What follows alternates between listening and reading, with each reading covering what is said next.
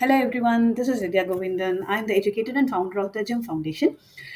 In this, we organize Become a GPS, a good problem solver event, a monthly event starting from this July 2025. In this event, we puzzle two math problems for the junior and the senior grades.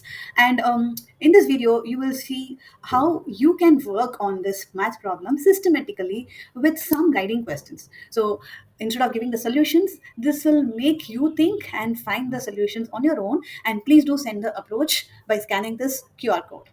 So now, how do you approach a problem really depends on how you actually think or understand the problem. So the famous mathematician and an educator, George Polya, he actually gave a four-step framework, and we in Gym Foundation kind of slightly rephrased it as a OPER technique, where U stands for understand, P for plan, E for execute, and R for reflect.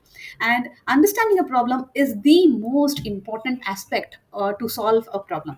And there are some key points in understanding, like for example, underlining the key terms which will make you focus on it, and asking some guiding questions that will help yourself to work on it, and drawing or visualizing and looking for patterns. So what are we going to do now in this problem? The focus is to improve your visual thinking, and at the same time taking few worked out examples that will actually help you as a guiding questions. So these are the guiding questions. How can you apply it is what we are going to see.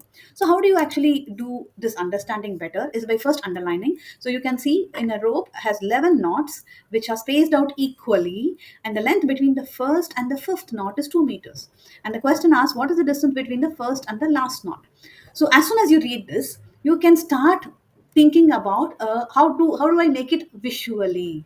So you can actually think that there is this rope and there are many knots, and for example, in this knot, in this thread, you have a equal knot, which is, for example, you can take the second one as worked out examples. So you can take this as the first knot, this as the second, and this as the third, and just take an example that maybe you think this is 1 meter, so what this could be, this could also be 1 meter. So you take this as an example and think how, when you have three knots, how many equal space you have. So this is the key important point here to understand. If you have three knots, how many equal space you have?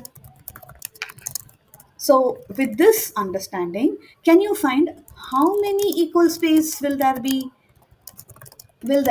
in or between first and last knot? First and last knot, right? So these key questions of visual thinking, and at the same time asking questions about from the visual thinking, will help you find the answer easily within few minutes. Come on, try it out. Send me the solution along with your approach, your visual thinking, everything.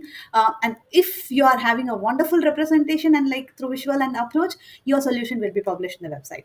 And for the senior grades, exactly again, you can also think visually and see how you can represent this. Priya had three times as much money as Ramya after purchasing a book for rupees 140.